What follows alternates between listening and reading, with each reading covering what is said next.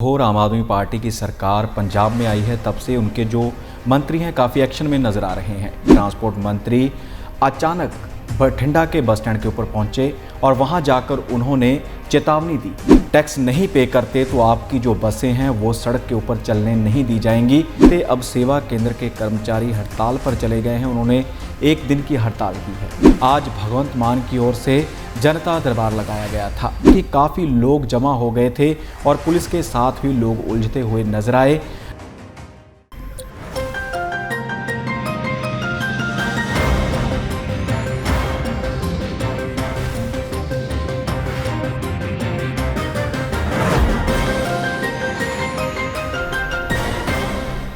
नमस्कार, खुलासा news programme देख रहे सभी दर्शकों का मैं विभोर स्वागत करता हूं। आज हमारे साथ मौजूद हैं सीनियर पत्रकार धर्मेंद्र संधू जी। धर्मेंद्र संधू जी, आपका बहुत बहुत स्वागत है। जी धन्यवाद विभोर। पंजाब के ट्रांसपोर्ट मंत्री खूब एक्शन में दिखाई दे रहे हैं, क्या है वो एक्शन? बिल्कुल, जब से विभोर आम आदमी पार्टी की सरकार पंजाब में आई है तब से उनके जो मंत्री हैं काफ़ी एक्शन में नज़र आ रहे हैं। उनके जो माइनिंग मंत्री हैं वो भी एक्शन में नज़र आए थे। इसके अलावा जो पंचायत मंत्री हैं वो भी पूरी तरह से कार्रवाई करते हुए दिखाई दिए थे। तो अब ट्रांसपोर्ट मंत्री ने भी मोर्चा खोल दिया है। ट्रांसपोर्ट मंत्री अचानक बठिंडा के बस स्टैंड के ऊपर पहुंचे और वहां जाकर उन्होंने चेतावनी दी। चेतावनी किन्हें दी? चेतावनी दी जो ट्रांसपोर्ट माफिया के लोग हैं उन्हें, कि किसी भी प्रकार का अगर आप कानून तोड़ते हो, किसी भी प्रकार का आप टैक्स नहीं पे करते तो आपकी जो बसें हैं वो सड़क के ऊपर चलने नहीं दी जाएंगी, कार्रवाई की जाएगी। जिसके चलते उन्होंने अधिकारियों को निर्देश दे दिए हैं और साथ ही कहा है कि अगर कार्रवाई करने के बावजूद भी ये लोग सही नहीं होते तो इनकी जो बसें हैं, निजी ट्रांसपोर्ट की बसें हैं, उनको बॉन्ड भी किया जाएगा। और साथ ही उन्होंने टाइम टेबल को लेकर भी बात की है। अक्सर देखा जाता है कि सरकारी व प्राइवेट जो बसें होती हैं उनके टाइम टेबल को लेकर कोई ना कोई पचड़ा पड़ा रहता है। तो इसी के चलते उन्होंने कहा है कि टाइम टेबल को लेकर भी सही किया जाएगा। जो प्राइवेट बस का कोई भी कर्मचारी किसी के साथ बहस करता है टाइम टेबल को लेकर या किसी भी प्रकार से कोई भी उनमें आपस में कोई रंजिश होती है तो उनके ऊपर कार्रवाई की जाएगी। पंजाब में सेवा केंद्र के कर्मचारी मोर्चा खोल रहे हैं, क्या है उनकी मांग? बिल्कुल विभोर, सेवा केंद्र जहां पर हम जाते हैं अपनी समस्याएं लेकर, कोई भी आपने लाइसेंस रीन्यू करवाना है, लाइसेंस बनवाना है, किसी भी प्रकार का आपको सर्टिफिकेट चाहिए तो उसके लिए पंजाब में सेवा केंद्र स्थापित किए गए थे। तो इसी के चलते अब सेवा केंद्र के कर्मचारी हड़ताल पर चले गए हैं। उन्होंने एक दिन की हड़ताल की है। मांग उनकी है कि उन्हें सैलरी बहुत कम दी जाती है। कारण यह है कि जो आरोप लगाए हैं वहाँ के कर्मचारियों ने, वो कहते हैं कि जो कंपनी जिसके थ्रू हम काम करते हैं, सरकार से वो कंपनी पूरी तनख्वाह लेती है, लेकिन हमें मात्र 8,000 रुपये ही दिए जाते हैं, जिससे हमारे घर का गुजारा चलना मुश्किल हो चुका है।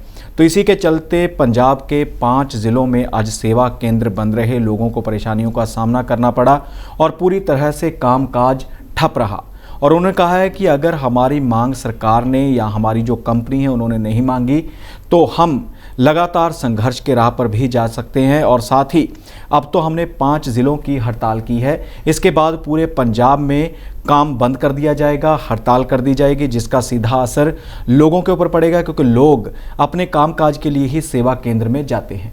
अब दूसरी खबर की तरफ चलते हैं। पंजाब के मुख्यमंत्री ने जनता दरबार लगाया, क्या कुछ रहा आज खास? बिल्कुल विभोर, पंजाब में मुख्यमंत्री भगवंत सिंह मान हैं, आम आदमी पार्टी की सरकार है, तो इसी के चलते आज भगवंत मान की ओर से जनता दरबार लगाया गया था। पंजाब भवन चंडीगढ़ में दरबार लगाया गया। सुबह से लोग अपनी मुश्किलें लेकर पहुंचे थे, तो इसी के चलते लोग कोने कोने से, पंजाब के कोने कोने से लोग अपनी मुश्किलें, समस्याएं लेकर वहां पहुंचे, जिनका समाधान करने की कोशिश की गई। और साथ ही बड़ी बात यह है कि काफ़ी लोग जमा हो गए थे और पुलिस के साथ भी लोग उलझते हुए नजर आए। अक्सर लोगों को शिकायत होती है कि उनका कोई भी काम नहीं होता, उन्हें किसी प्रकार की कहीं पर भी अपनी मांग रखने की इजाज़त नहीं दी जाती, उनकी सुनवाई नहीं होती। तो इसी के चलते आज पंजाब सरकार ने यह उपराला किया था कि लोगों की बात सीधी मुख्यमंत्री के साथ होगी। लेकिन जो बाहर लोग थे, जो अंदर लोग थे, उनमें काफ़ी अंतर था। अंदर वाले लोग अपनी मुश्किलें बताते हुए नजर आए और साथ ही मुख्यमंत्री साहब के साथ अधिकारी भी मौजूद थे। लेकिन बाहर भी लोग काफ़ी गुस्से में नजर आए। कहते जी, एक तो तेज़ गर्मी है और हमें अंदर नहीं जाने दिया जा रहा, और पुलिस ने उनको रोकना चाहा तो पुलिस के साथ भी वो भिड़ गए। भारत की बैडमिंटन टीम ने कौन सा खिताब जीता है? बिल्कुल विभोर, भारतीय पुरुषों की टीम है बैडमिंटन की टीम, जिसने 73 साल के रिकॉर्ड को तोड़ दिया है।